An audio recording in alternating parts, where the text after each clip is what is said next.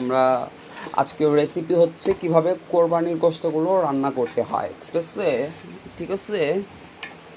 যাই হোক, আমি নিজেই আজকে সকল কাজ করলাম এবং এখন আমরা রান্না করছি হচ্ছে একটা গরু, দা কাউ।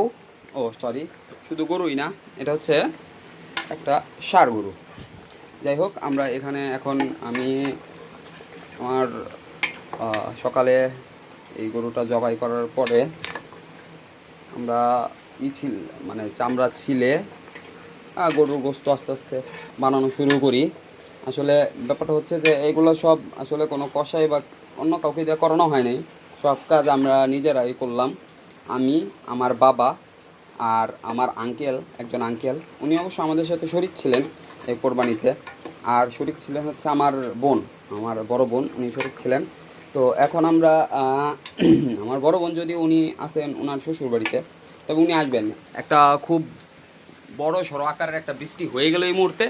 এখান থেকে দেখা যাচ্ছে কিনা আমি বলতে পারতেছি না, তবে খুব বড় সড়ো আমরা চক্ষু হাসপাতালটা দেখতে পাচ্ছি।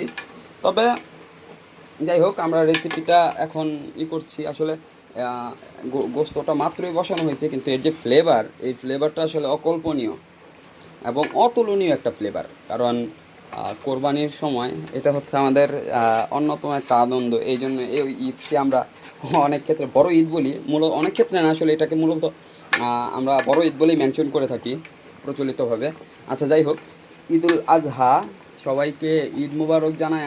আবারও আমি এখন যেহেতু এক হাত ব্যস্ত, সেহেতু এখন নাড়াচাড়ার কাজে একটু করতেছি। আমার অবশ্য পোশাক পরিচ্ছদ, যাই হোক, শরীরে রক্ত টক্ত অনেক কিছুই আছে। এই জন্য আমরা এখন করবো হচ্ছে এইভাবে। হ্যাঁ, এখন আমরা এইভাবেই করছি। আমি আসলে ব্লগ করার উদ্দেশ্যে না, করছি হচ্ছে জাস্ট খুশিতে, ফুর্তিতে। আসলে ঈদ মানেই খুশি, ঈদ মানেই আনন্দ। আমরা আসলে এই ঈদকে সাথে নিয়ে সবসময় আগাতে চাই। তবে খুব কষ্ট লাগতেছে যে আমি ভৌগোলিক অবস্থানের দিক থেকে বাংলাদেশে আছি, কিন্তু খুব খারাপ লাগতেছে প্যালেস্টাইনের মুসলিমদের জন্য। কারণ আমরা খুব ভালো ভালো খাবার খাচ্ছি আজকে। আমাদের মানে দুই চোখ যদি যায় আমার বাসা থেকে, শুধু আমরা দেখতে পাচ্ছি যে গরু আর গরু, মানে কি পরিমাণ গরু যে আসলে জবাই করা হয়েছে। যেমন আমার বাসাটা হচ্ছে, লোকেশনটা হচ্ছে চামড়াগুদাম।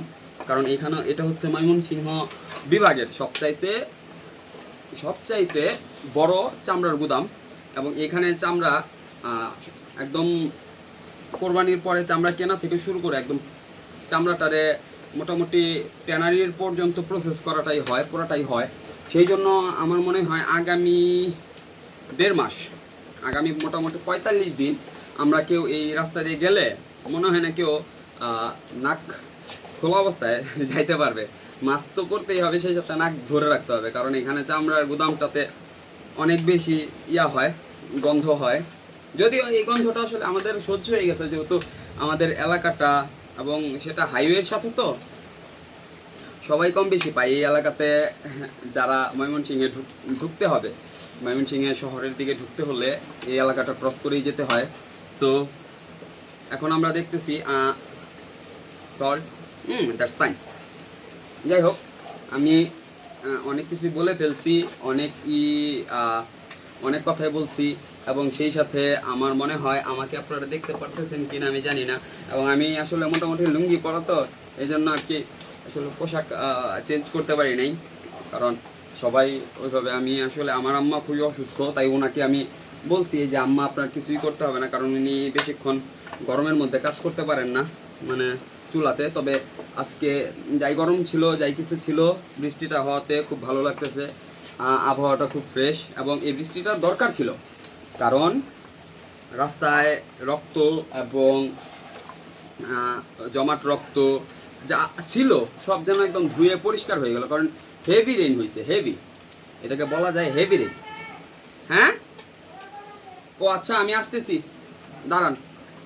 আমি মনে হয় এবার বিদায় নেওয়াটাই উচিত হবে। আমি বিদায় নিচ্ছি। আপনারা সকলেই ভালো থাকবেন, সুস্থ থাকবেন এবং দেখতে থাকবেন হচ্ছে আমার রান্না, আমি গোশত কীভাবে রান্না করি। এবং সেই সাথে আপনারা খালি দেখতে থাকবেন আর আমি শুধু খেতে থাকবো, ঠিক আছে? Okay, bye, good night, sorry, good evening. Oh sorry, good afternoon.